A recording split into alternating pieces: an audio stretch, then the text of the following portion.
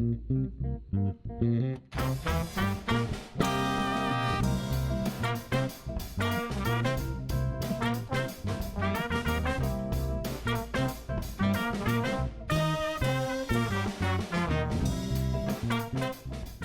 I'm Ted Haftegabber, founder and producer of Live Talks Los Angeles. Thanks for joining us. Since we started over a decade ago, we have brought you hundreds of conversations with storytellers, writers, actors, musicians, humorists, chefs, and thought leaders in business and science. You can watch and hear most of these in our YouTube channel and our podcast. For details, visit livetalksla.org. And now, here's the show you've tuned in to see.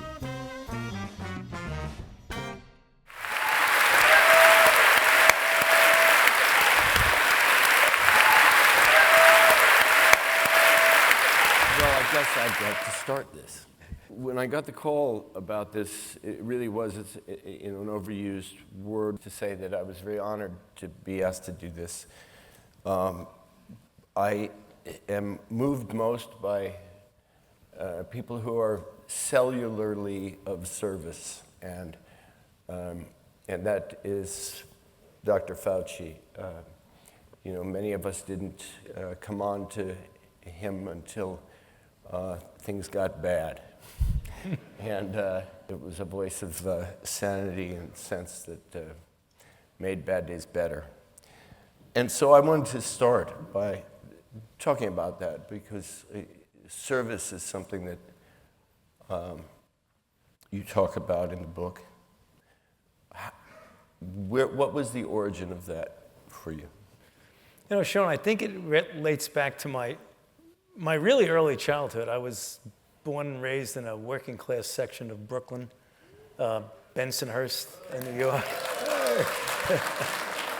And it was in the 1940s and 50s, and my father was a pharmacist.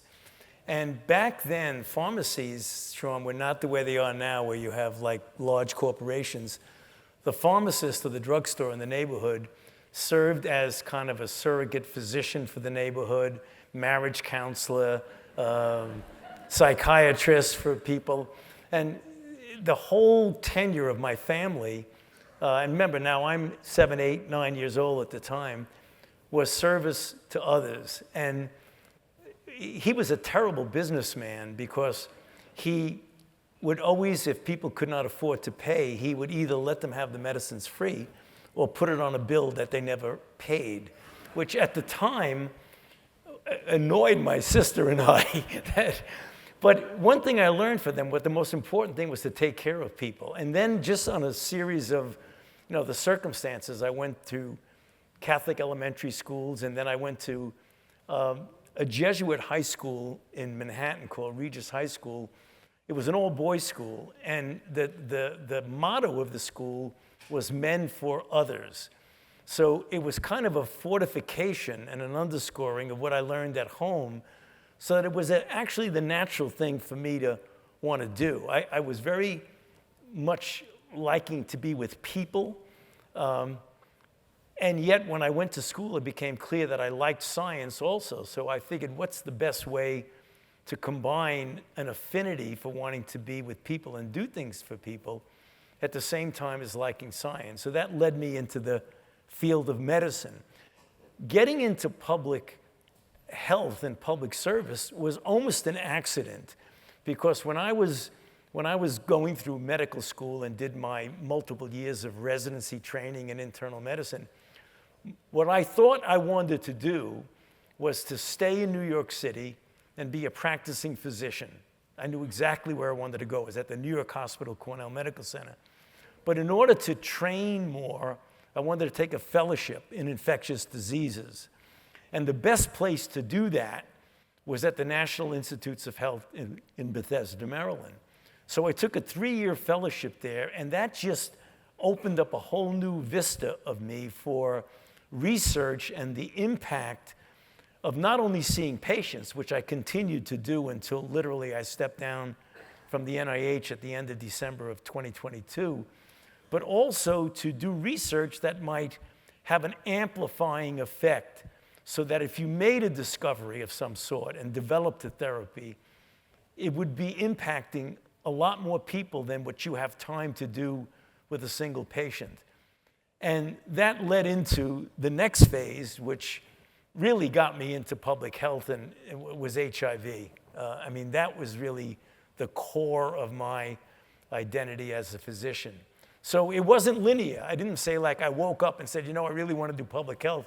I didn't even know what public health was.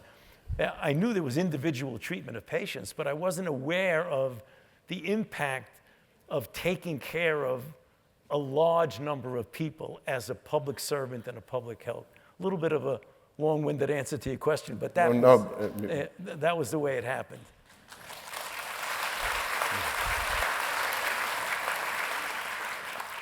I want to talk about the HIV of it, because in your book you talk about that period being one that represents, if you identify post-traumatic stress in your own experience, it was from that period. Could you talk about that?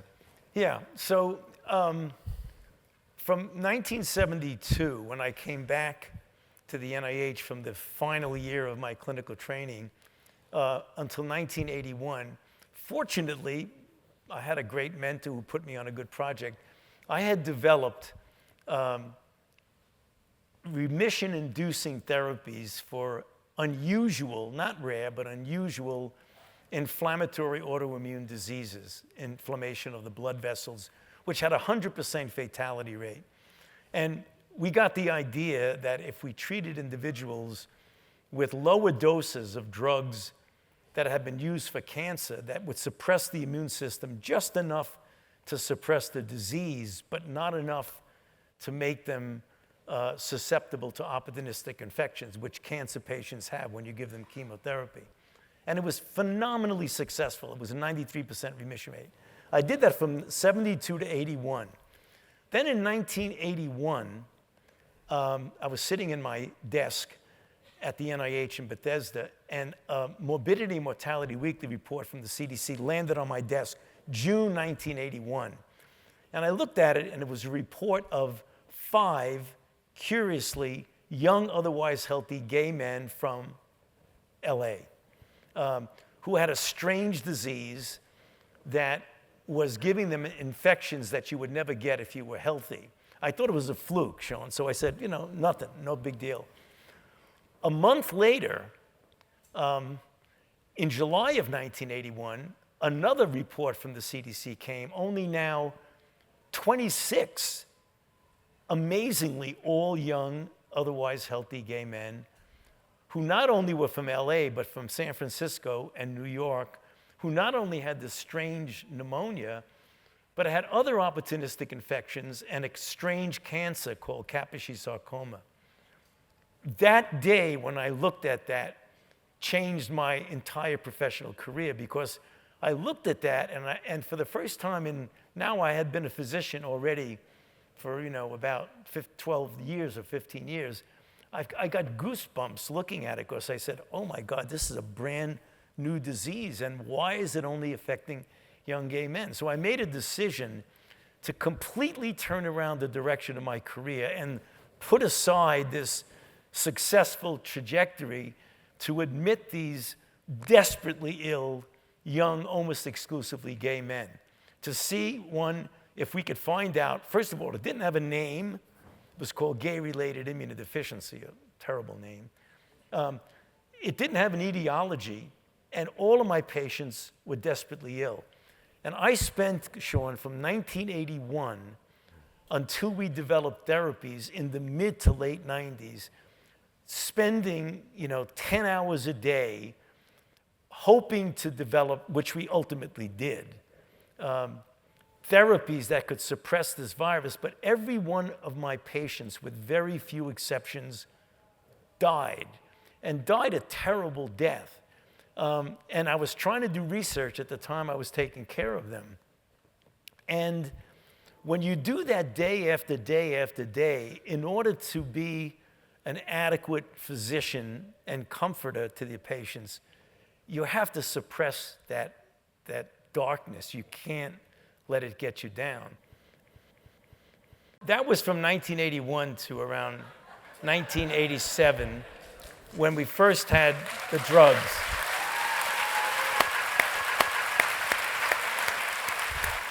And the point I made in the book is that and there were a lot of physicians in LA and in San Francisco that were having the same experience, that when you're trying to take care of people and provide the comfort that they needed without necessarily doing anything definitively to cure them, those years, in order to do it well, you had to suppress it. And I didn't realize it that day after day and week after week, we were doing that. And the reason I said in the book was post-traumatic stress, because whenever I think about it sometimes now, many, many years later, this was 40 years ago, it's still, I get emotional about it, and I try when I talk about it to gird myself to be able to get through the discussion.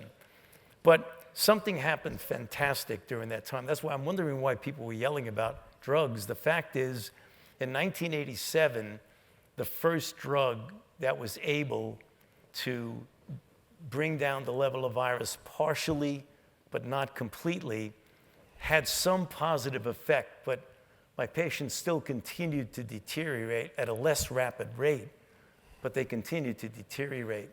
In 1996, with the combination of triple drugs, was the first time, remember, we started in 1981, and it wasn't until 1986, where my institute, with the collaboration of the pharmaceutical companies, developed drugs that were, for the first time, brought the level of virus to below detectable level and kept it there. And then from 1996 until the present period of time, we got better and better with less toxic drugs, drugs that were easier to use with one pill instead of 25 pills. And when you look at the effect of that, that resulted in the saving, literally, of millions of lives, not only here, but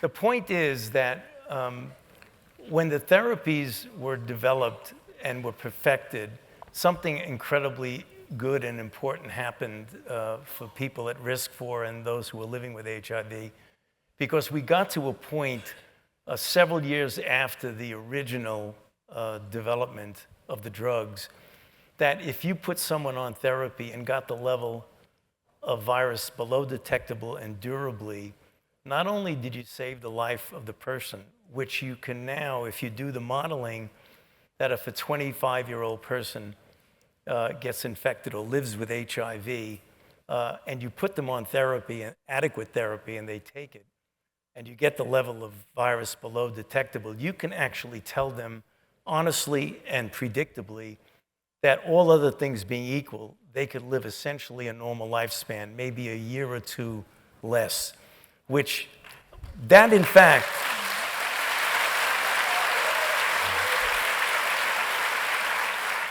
that's the best part of it for the individual.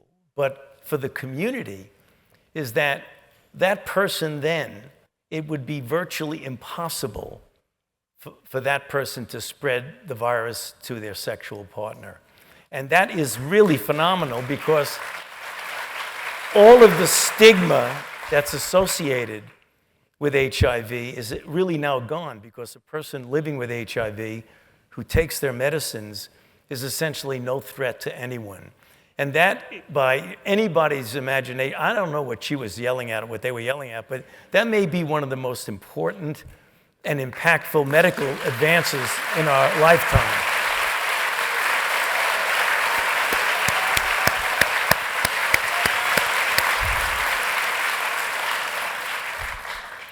So let's talk about that. And I think the key here is something I've thought about a lot, and I've always wanted to ask you about. What is the remedy? As you know, we could get hit by another pandemic tomorrow. What is the remedy for the breakdown of trust in public health? I don't have the precise bullseye answer for you, Sean, but I think it has to do, at least in part, with we were confronted. There have always been naysayers about, there was anti-vax and mask and anti-this and anti-that. Back in the 1918 pandemic, 100 and plus years ago, that killed 50 to 100 million Americans. There have always been those people who just were against anybody doing anything that they felt was, telling them what to do. As I describe it in the book, I had the privilege of being at the NIH and being in public health and public service for more than a half a century, for 54 years. And I was the director of the Institute for almost 40 years. And I had the privilege, because of circumstances, of dealing and advising 7 presidents of the United States, starting with Ronald Reagan. And one of the things I learned, I have been completely apolitical, because that's the only way that you can function in a scientific and public health arena, because you can't allow any political considerations to get involved in the kinds of advice you give for the total purpose of saving people's lives. And the one thing I did experience is that whether it was Ronald Reagan or George H.W. Bush or Bill Clinton or Obama, that although there were ideological differences,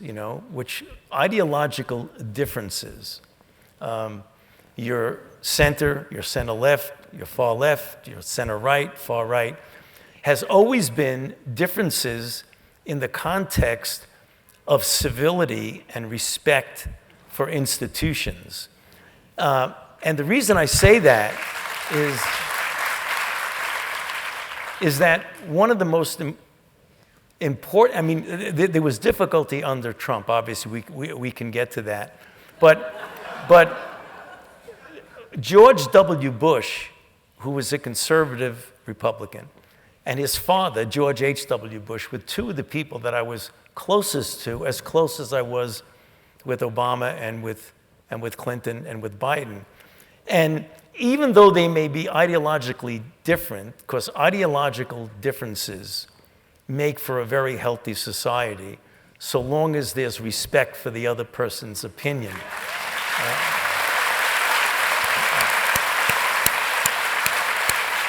The trouble is, in answer to Sean's question, that things went awry when social media amplified radical views, where someone who's, a minority but very vocal can have that amplification with no editing of an opinion.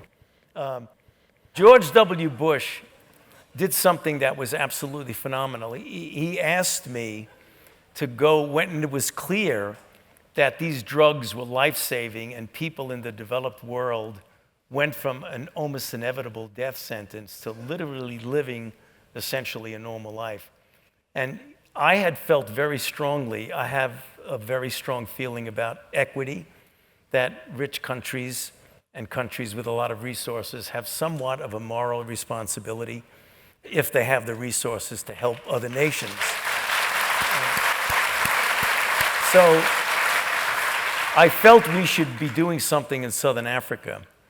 Luckily for me and the world and Southern Africa, George W. Bush, a very strong conservative Republican, sent me to Africa and said, would you see if we could put together a program that would be transformative and that would be accountable, because, and these were his words, that he feels that we have a moral responsibility to not have people die of a preventable and treatable disease merely because of where they have to have been born, namely in a relatively poor region. So in 2002, and I described that in the book, in 2002, I had been to Southern Africa multiple times. I went to Southern Africa and I looked around at what the people were doing, and that was like in 2002, which was Tony Fauci in 1982, where all of my patients were dying because there were no drugs. Now fast forward to 2002, all of their patients were dying, not because there were no drugs, because they couldn't afford the drugs. So I came back to the United States and I presented to President Bush and his staff that I think if we put together a program, it would cost a lot of money, but I think we could turn things around in Southern Africa. And he said, let me worry about the money. Go ahead and put together the architecture of a program that at first was about $15 billion, aimed at treating 2 million people, preventing 7 million infections, and caring for 10 million people, including AIDS orphans. And it was going to involve 14 countries. To his enduring credit, it took me about 8 months to put the program together. I presented it to him, and some of you may remember, he announced it on January 28, 2003 at the State of the Union address. The program was called the President's Emergency Plan for AIDS Relief, or PEPFAR. Fast forward 20 years, and in December of 2023, we had somewhat of an anniversary dinner with President Bush and Laura and the staff that helped me put together the PEPFAR program. And we look back at the numbers, and over the 20 years, that program saved 25 million lives. Now,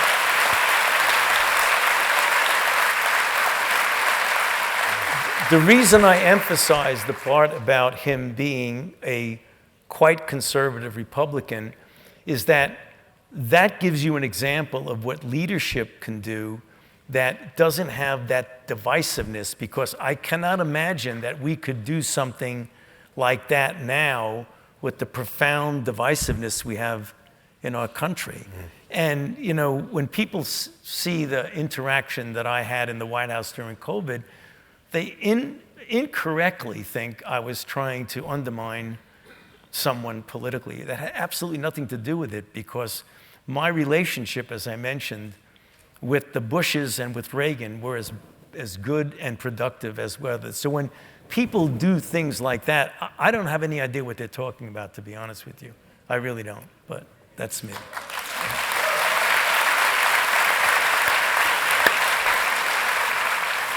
One of the things that people who I would assume this sort of person, who, by the way, the pattern of lack of imagination in their complaint should let us all feel confident that our gut about this is on point. One of the things that had come up, there was maybe the most innocent of them, the most understandable, was how quickly the vaccine came out on COVID. But that was not necessarily the way that I saw it. And I'd like you to talk about the history of the mRNA technology and how adaptable and how quickly, notwithstanding testing of it, notwithstanding getting to efficacy, but how quickly was it essentially what became the vaccine identified? Yeah. Well, just as a background of the question that Sean asked, in general, even in the best of scientific endeavors, it takes about 7 to 10 years at best to develop a successful vaccine, at very, very best. What happened with COVID is that because of the investments in basic and clinical biomedical research that antedated COVID by about 15 years, the mRNA technology was an emerging technology. 2 people, one of which was actually a fellow in my lab for about 6 years, Drew Weissman and Katie Carrico, won the Nobel Prize for doing that. And what they did is that they were able to show that this particular platform, it's called, that's what the RNA is a platform, was easily adaptable and could be easily flexible in getting the right immunogen in, which is sort of the business end of the vaccine. So as soon as it became clear what the sequence of the virus was that came out on January the 10th of 2020, I asked my team, which was the Vaccine Research Center, which actually was built with the help of Bill Clinton. Again, doesn't matter who you are, good stuff happens when people collaborate, is that the group in our Vaccine Research Center who had been developing really eloquent ways to get the right conformation of a molecule partnered with the mRNA people, Pfizer and Moderna and others, to get a vaccine going. And in an amazing series of events, Sean, that 5 days after the sequence became available, they started working on the vaccine. 69 days later, they had a phase 1 trial going. About 100 and some odd days later, they had a phase 2 trial. And then about 250 days later, they had a phase 3 trial, and they had tens of thousands of people. And in a feat that has never, ever before even been anticipated that we could do this, that in 11 months, we had vaccine going into people's arms that was highly, highly effective and safe. If you look at unvaccinated people early on in the outbreak, the hospitalization and death were like this. If you look at vaccinated people during those times, it was like this. So the amount of the difference was unequivocally, without a doubt, totally transformative. And the number of lives that was saved, that unbiased people have done estimates using reasonably good modeling measures, that in the period from December 2020, when the vaccine first came out, to February of 2021, 2022, in the United States, there were 3 million lives saved, 18 million hospitalizations, and $1.2 trillion was saved. Globally, about 14 million lives were saved by the vaccine. And that's just a fact. It's not maybe, it's a fact. So in Los Angeles, many of us are involved in storytelling, and in this story, there's a hero who has put his will, his commitment, his credibility on the line for years, working through difficult bureaucracies, working against a tide of people's pain and suffering and disease. And the night comes that you get the call about the efficacy. Right. That's a big scene in the movie. Could you talk about it? Yeah, it was November of 2020, and like everybody else, we had our little pod, and we were trying not to do anything indoors. So we were outside with my next-door neighbor, having a meal in freezing weather, outside, eating with gloves on. It was just, and I was there, and we knew that the trial was coming to an end, that the results were going to be known soon. And in the middle of the meal, I got a phone call from Albert Bourla from Pfizer. And I was in the backyard with my next-door neighbor. And he said, the phone rang, I saw it, I got up, and he said, "Tony, are you sitting down?" I said, "Oh, shit." All of the effort that we put in wasn't going to work. So I walked out into the street. This is Washington, D.C. I walked out in front of my house.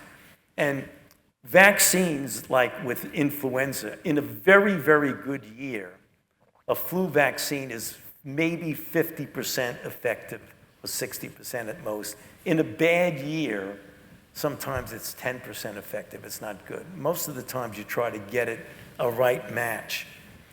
So I'm walking out, and he says, "Tony, you're not going to believe it, but the vaccine is more than 90% effective." And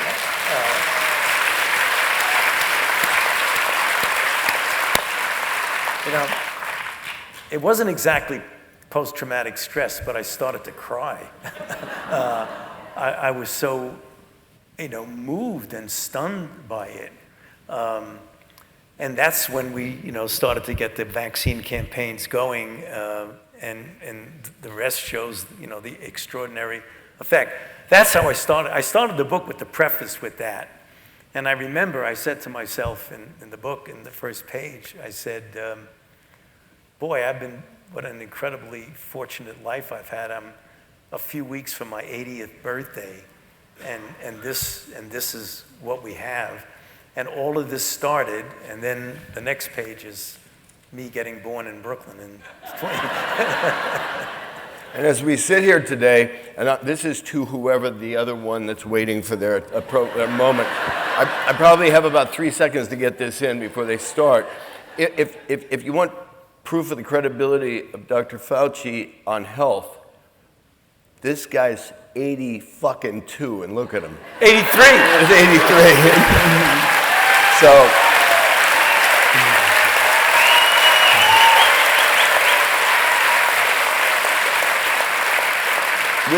With that, and this is a little bit of a tangent, and this is a personal indulgence, because I discovered we had a mutual friend reading your book. Yeah. Did you talk about Paul Farmer? Yeah. So, for those of you who don't know who Paul Farmer is, there are some people who, kind of wish they could go out and really live it. Walk the walk and talk the talk. Paul Farmer was one of the most altruistic, talented physicians I knew. I met him because this was in the early years of HIV/AIDS. And he was a medical student at Harvard. And I was giving a lecture in the early years of HIV. And this tall, gangly guy comes up to me after the thing and started asking me some really probing questions about HIV. And I said, this is something you might want to get involved in.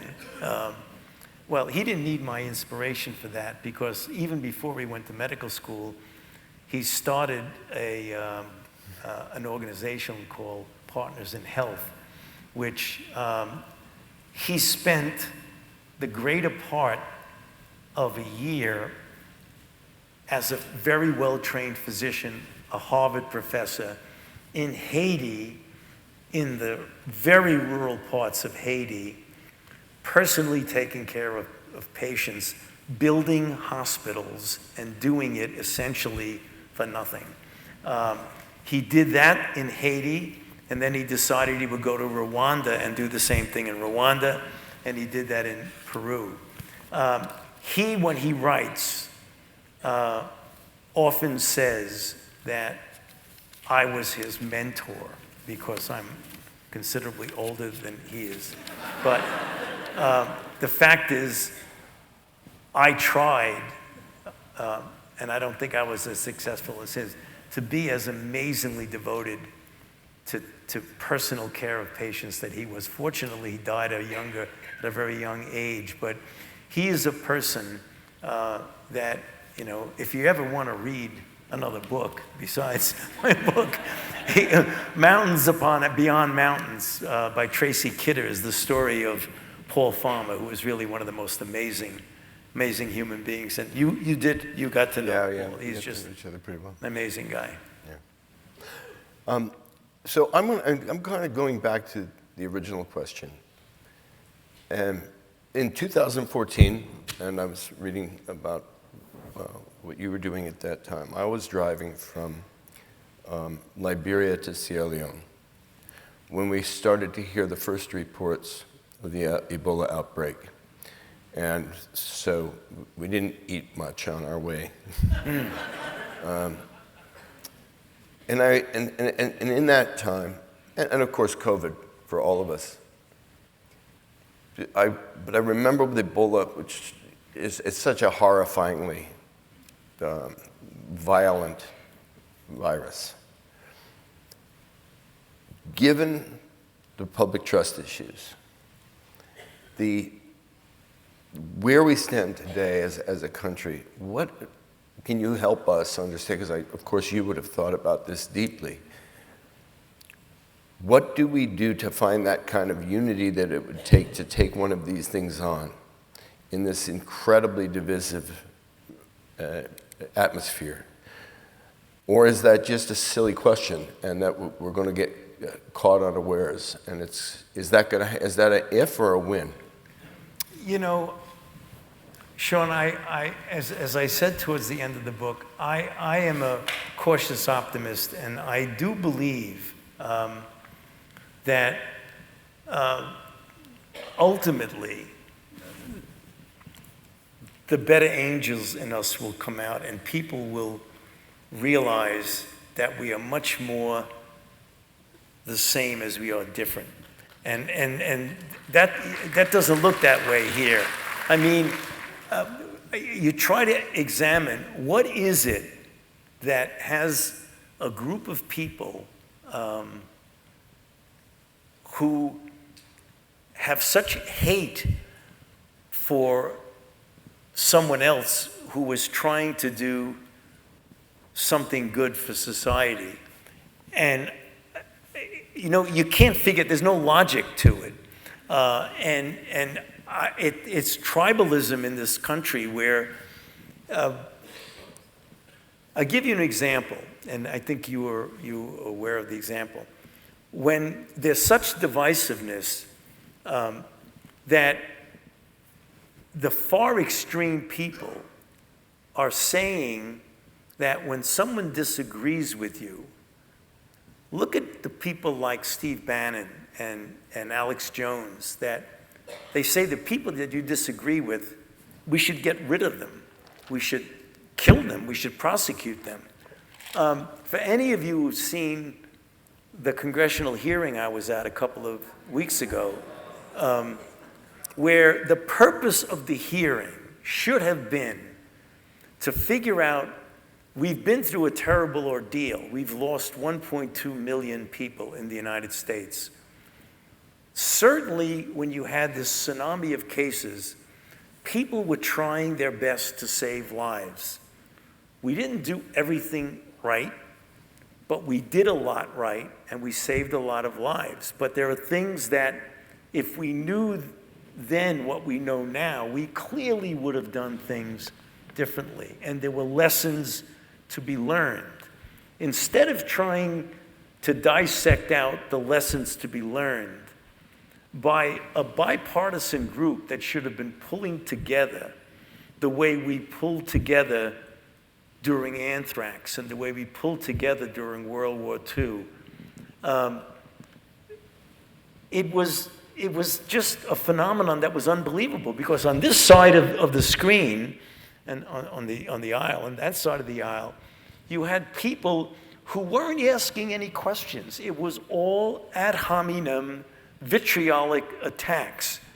And Sean, if we keep that up, and our elected officials do that, it's only going to get worse. And it gets fueled by the silos of social media. If you turned on MSNBC after the hearing, they would say, just what a bunch of idiots those people were screaming, you know, go to jail, kill you, hang you up. Then you turn on Fox News, oh, they were right, they should kill him. You know, I mean, really? So I wish I could give you a good solution to it, Sean, but let's look at history and what happens when we are living in an arena of untruth, conspiracy theories, and the normalization of untruths. That people say things that are so outlandishly incorrect, and they say it and it gets amplified in social media, that after a while, people who are busy with other things shrug their shoulders and say, you know, we don't know what's true. I mean, we have no idea what's true, because this person's saying that and that person is saying that, and you only listen to the echo chamber of where you're in, you know, and there are echo chambers, and the only way to get rid of that is to get people to start listening to each other. You know, a very good example, and I, you know, it's a long time ago, during the early years of HIV, the gay population, the young gay men who were suffering, afraid, and they found themselves ill and their loved ones dying. The establishment, understandably but incorrectly, had a system of clinical trials with exclusion and inclusion criteria, with rigidity of how you would do the experiments. The regulatory authorities would take years to get a drug that was approved, whereas the afflicted group was saying, this is not working for us. It may have worked for other disease. We want a seat at the table. And we were not listening to them, the scientific and regulatory community. So they started being very iconoclastic, theatrical, and disruptive. But that was, as John Lewis said, trouble, but good trouble. Not the kind of trouble which is just disruptive. And ultimately, when you listen to them, what they were doing, they were making perfect sense. And I said to myself, if I were in their shoes, I would be doing exactly what they were doing. So they were trying to make the system better. And as a matter of fact, because of their pushing back, they did it for the good purpose of making the clinical trial system, the regulatory system, how we handle patients better. We learned a lesson from people who are protesting. If people are disruptive, Sean, purely for the sake of disruption, that's going nowhere at all. And that's the thing that I'm very concerned about. I mean, we all saw it. I mean, regardless of what your ideology is, I mean, to storm the Capitol of the United States of America and to try and tear down the Constitution, really? I mean, is that where we're going? I hope not. I hope not. There's something I'm not going to organize.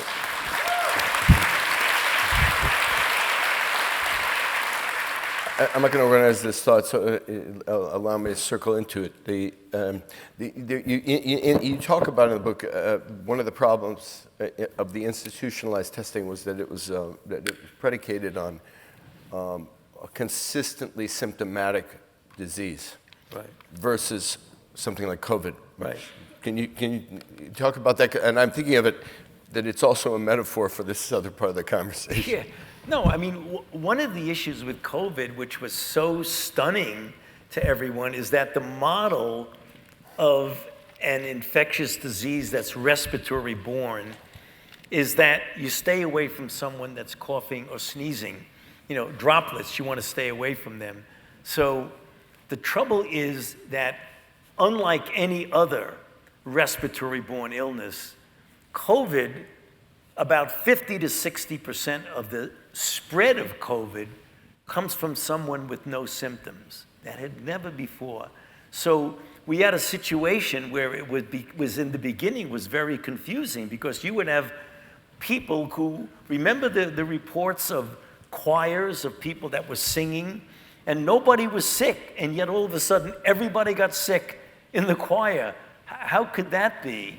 Because this virus has the capability of essentially coming out even when you breathe, when you talk louder, when you sing, it happens. You don't have to be sneezing and coughing. And that was one of the things that was very confusing early on, which led to confusion about wearing masks and social distancing and things like that. And that, but the particular issue, I think, was related to the CDC protocols. Well, the CDC protocols were based on, and quite frankly, they were not correct for COVID because they used a syndromic approach so that if you want to do contact tracing, that you don't test somebody unless they have been associated or near someone who has symptomatic disease. Well, if you think about that, since most of the transmission is by people that don't have symptoms, what we should have been doing early on is testing everybody, literally flooding the system with testing. And the way things were set up, we didn't do that. We did contact tracing that was, you know, the tip of the iceberg, but everything that was below the iceberg were the asymptomatic people. And before we knew it, we had infection all over the place.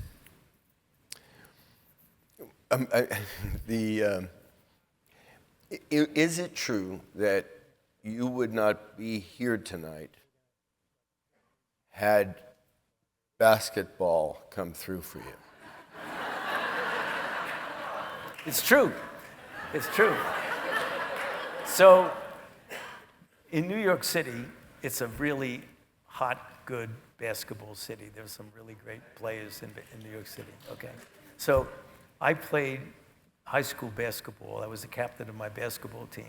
And back then, it was a different kind of a game. So it was a lot of transition game, fast break. So I inherited from my father speed. He was the New York City 100-yard and 440-yard champion in high school. Unfortunately, I also inherited his height from him. So I played basketball in high school and was really a very good basketball player and had aspirations the way young people did, that I really wanted to make it big. I wanted to go to college and I wanted to really, be a really good basketball player. And then I started playing against college players. Because when we were in high school, the high schools in New York City would scrimmage against the freshman teams of the colleges, like St. John's and the Big East and Seton Hall and schools like that. So it would give them the opportunity to scrimmage with someone other than an intra-squad team, and would give us the opportunity to actually play against above what we were. And even though I was really very good in high school and scored a lot of points and did all that sort of stuff, I learned a lesson. And the lesson is a really, really fast, good shooting, 5'7" point guard will always be destroyed by a really fast, good shooting, 6'3" point guard. So then I said, I'm going to go to science.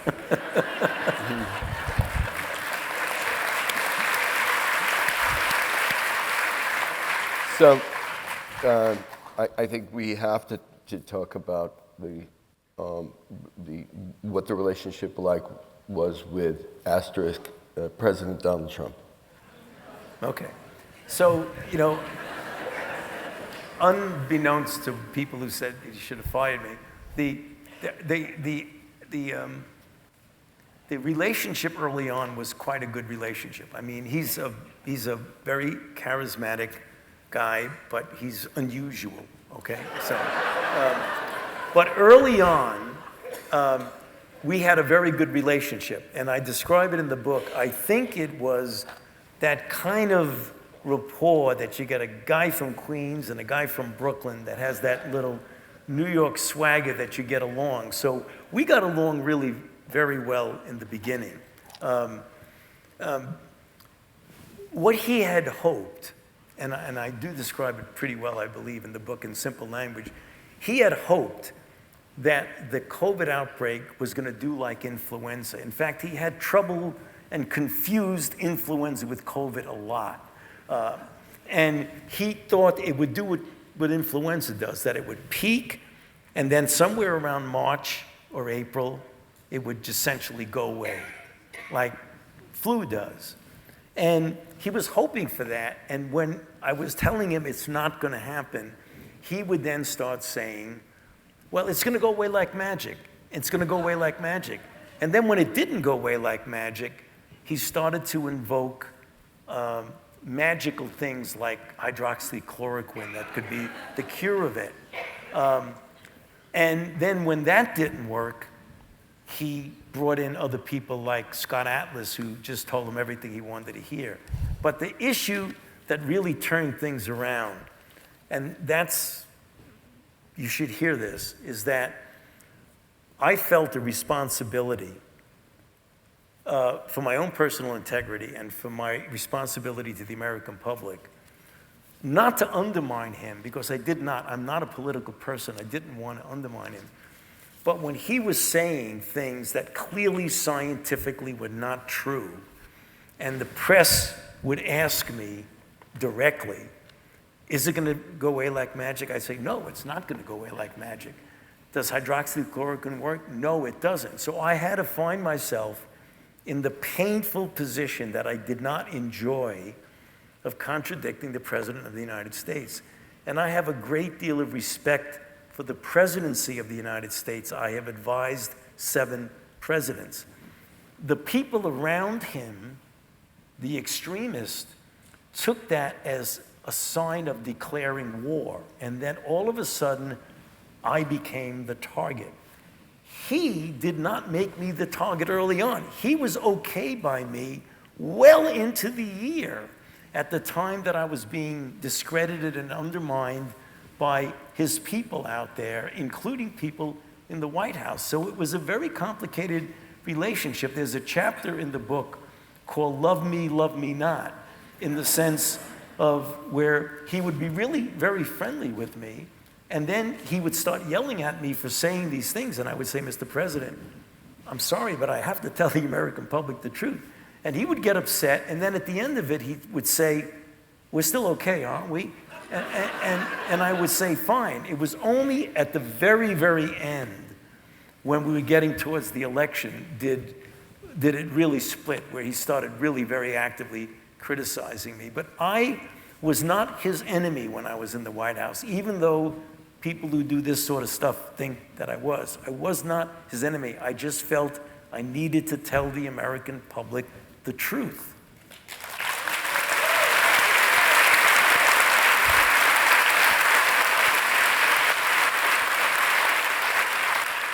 So I know that we're going to be taking some questions from the audience, and I wanted to sort of maybe finish this part of it with this.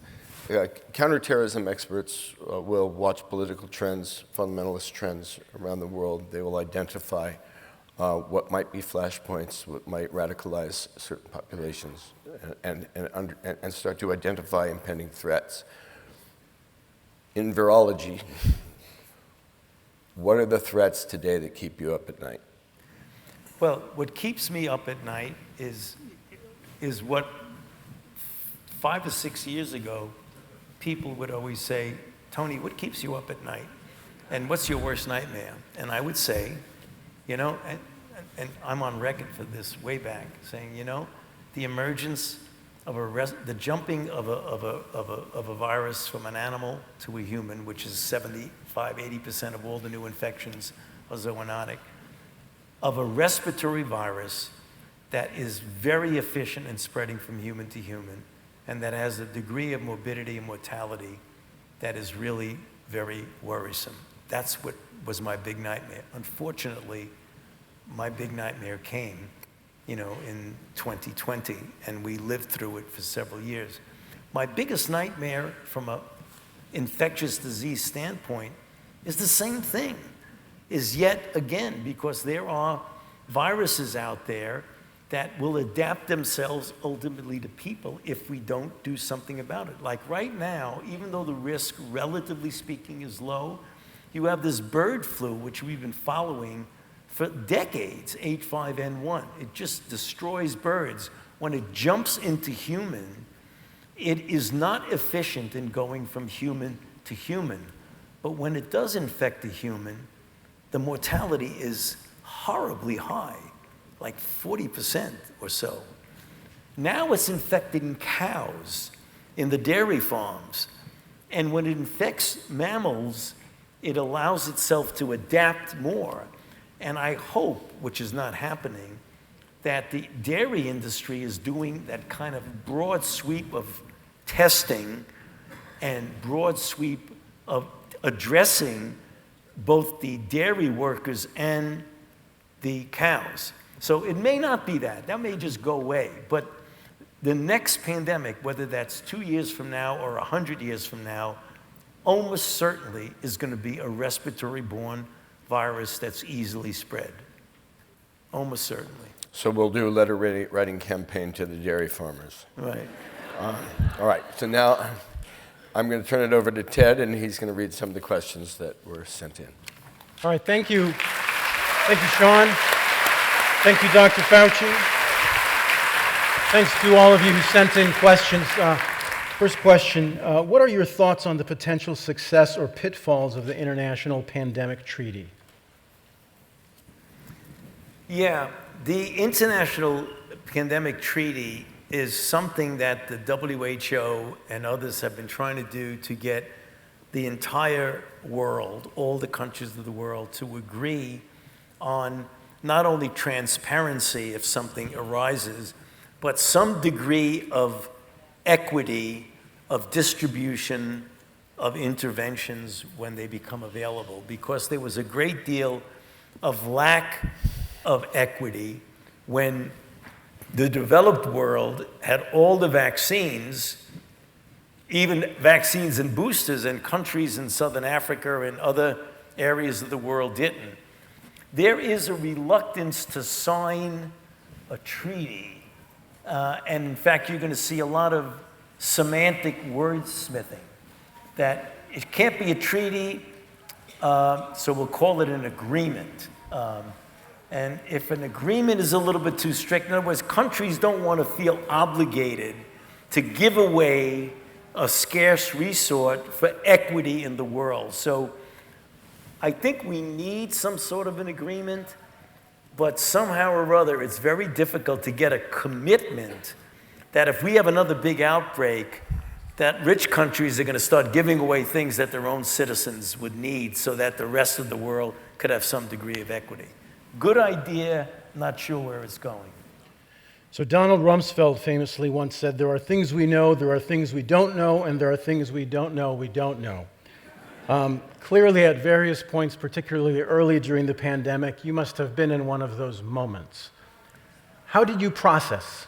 Yeah, well, that's a great question, and it leads to a lot of confusion, because when you're dealing with a moving target, and God knows COVID was a moving target, moving not only in reality moving because we had different variants, we've never seen that, ever, that in one disease you have alpha, beta, gamma, delta, Omicron, multiple subgroups of Omicron. But importantly, as the information was coming out, we didn't realize how well it was transmitted, because the Chinese were saying, oh, it's a virus that's not very well transmitted. Because remember, SARS-CoV-1 in 2002, some of you may remember, 8,000 cases, 781 deaths. It was easily suppressed by good public health measures. Why? Because it didn't readily spread from human to human. So when this new coronavirus came out from China, the Chinese thought, oh, well, it's just like SARS-CoV-1. It doesn't spread very well from human to human. So the first week, we thought it didn't spread very well. And then all of a sudden, it became clear it spreaded pretty well. And then it spread very well, and it spread like nothing we've ever seen before. So in the first weeks, you make recommendations based on the data that you have. So the public wants to know, what should we do? Should we worry about this? Should we wear a mask? Should we do this? And the information is here. When the information changes, science is self-correcting. So you have to change your recommendation. And then when other things change, so that led to a lot of confusion in the public, saying, well, the scientists, they keep flip-flopping. We weren't flip-flopping. The situation was changing. And the only way you're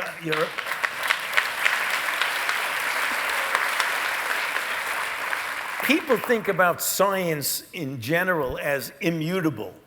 Science is a mechanism whereby you gain information, evidence, and data, and then you can make your decision or not.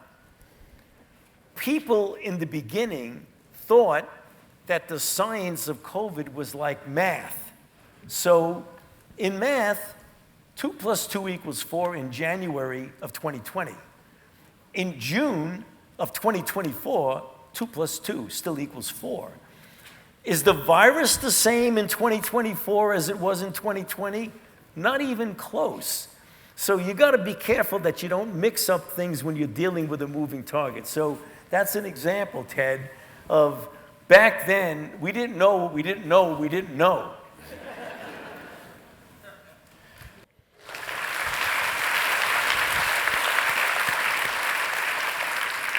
When Magic Johnson announced in 1992 that he had tested positive for the HIV virus, how did that change your work in HIV and AIDS? Well, when Magic announced, I had the privilege of dealing with Magic after he got infected. When he announced that he was infected, that changed a lot of the perception of people who were stigmatizing predominantly young gay men who were infected. Because if Magic, the great Magic, could get infected, you can't stigmatize Magic. You know, Magic is magic.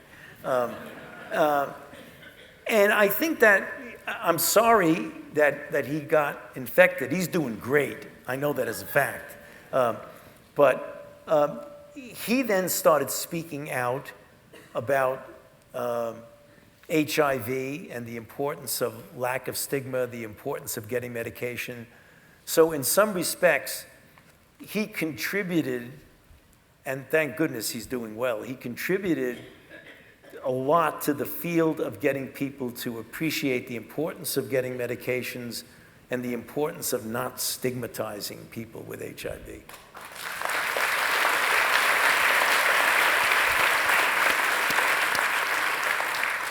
Dr. Fauci, which president would you say you had the closest working relationship? Well, I can't tell you that, and I'll tell you why. Because it's an unfair question. Because even though I had the privilege of advising 7 presidents, as you'll see from, if you read the book, which I hope you do, that my relationship as a physician and a scientist only relates to what the level of involvement during a given presidency. So if there's something really important going on that I'm contributing to the agenda, to the scientific activity during a certain president's presidency, then it maybe looks like I have more of a relationship with them, so it was a better relationship. No, it just depends. I mean, like Ronald Reagan, you know, he disappointed me a bit. I really liked him, but he waited until well into his second term before he even mentioned the word AIDS, and he lost the opportunity of the bully pulpit of the presidency to call attention to this emerging plague. But, you know, I don't hold it against him, but I think he could have done better. George H.W. Bush was the first president that really befriended me, because when he was getting ready to run for president, he felt he really needed to learn more about HIV. So he came to the NIH, and I had the opportunity to show him around. And we just hit it off together. And he started asking me a lot of questions and promised that if he became president, he would really listen to me about getting more resources for AIDS. And he did. Again, he was a real gentleman. And I write a chapter only on him about, you may or may not agree with his ideology, but he was a very, very decent man. And then you get, you know, George W. Bush. I told you about PEPFAR. I mean, talk about somebody who did something for health. Wow. I mean, that was great. You know, you have Clinton, who really broadened the acceptance of the community, you know, activists, LGBTQ community, minorities. He really brought it in. So I had to do with him, but it wasn't any brand new disease. So as much, I had more interaction with Hillary Clinton during his presidency than him, but he was the guy that started the Vaccine Research Center that, fast forward multiple years, led to the COVID vaccine. So that was great. President Obama, I had a lot to do with, because during his presidency, in the first few months, we had the 2009 swine flu, the first pandemic of the 21st century, followed by Ebola, followed by Zika.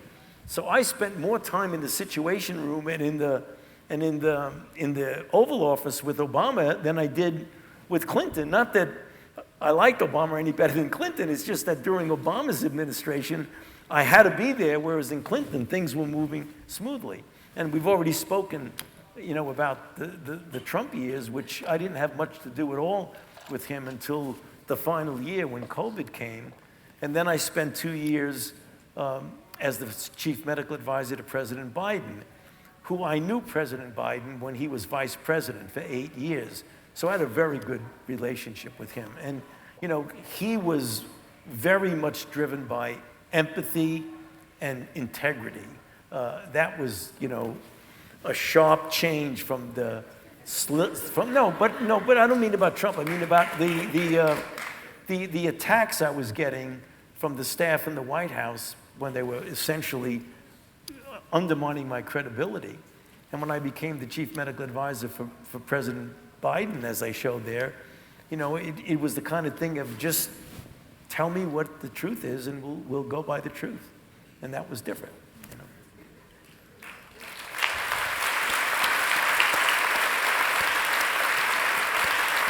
Time for just two more questions. Dr. Fauci, if there's one or two things you could do over from 2020, what might they be? One or two things I would do over in my life? In that period of time, decisions maybe you made. Oh my goodness. You know, it's a tough question because if I knew then what I know now, there was so many things that we would have done, you know, better. I mean, what became clear is that the people who sharply criticize, and I can understand criticism, seem to forget that at the time that we had to make the decision to essentially physically separate, you know, flatten the curve, that 15 days, we were losing 4,000 to 5,000 people per day. The freezer trucks were parked in front of New York hospitals because there were too many bodies that couldn't fit into the morgue. We were this close to having to say, you're going to get a ventilator and you're not. That's a decision that physicians never, ever, ever want to have to make. So something dramatic had to be done. And that's when the shutdown, which saved millions of lives, what to be re-examined is how long and how intense that could have been, including with the schools.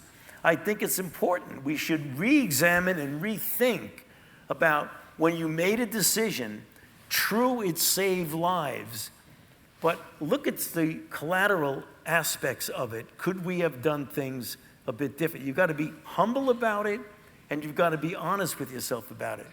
It turned into a total blame game as opposed to figuring out what we were trying to do was save lives. That was what we were trying to do.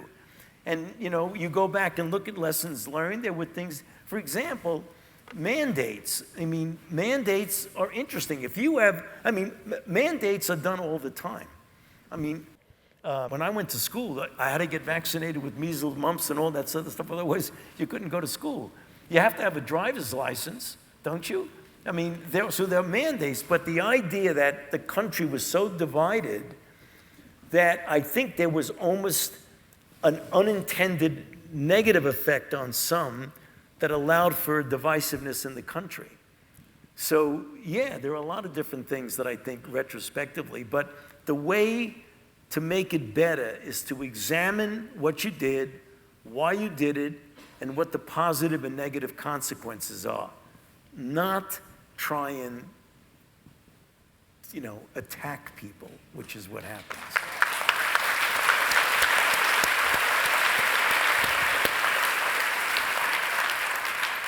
And our final question for the evening, Dr. Fauci, of all your years as an esteemed physician and researcher, what has been your most proudest moment?